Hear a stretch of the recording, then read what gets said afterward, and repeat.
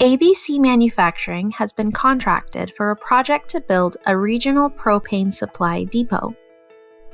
ABC Manufacturing will build the storage tank and pipeline terminals, and then the client, Regional Gas and Electric, will lay the foundation and set up the depot. Michelle is the project manager at ABC Manufacturing that will oversee the propane depot project. She works on the project timeline, creating a Gantt chart and noting important milestones. Partway through the project, the engineering team informs Michelle of a delay because of a lost material shipment.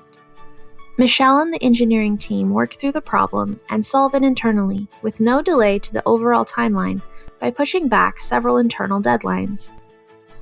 Unfortunately, Michelle neglected to review and update the project Gantt chart, where she would have noticed an upcoming milestone, which involves sending the weight and other measurements of the completed main storage tank to the client so they can begin pouring the foundation of the depot. 2 weeks later, Michelle gets a notification on her computer of an upcoming milestone the next day, and realizes that she doesn't have measurements to send to the client because the tank isn't complete yet.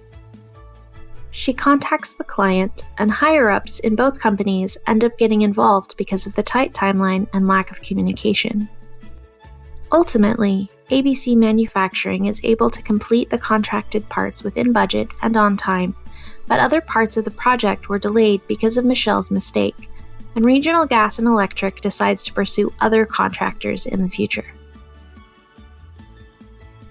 Pause for a moment and consider, how would the outcome of the project have changed if Michelle had used the project Gantt chart proactively throughout the project?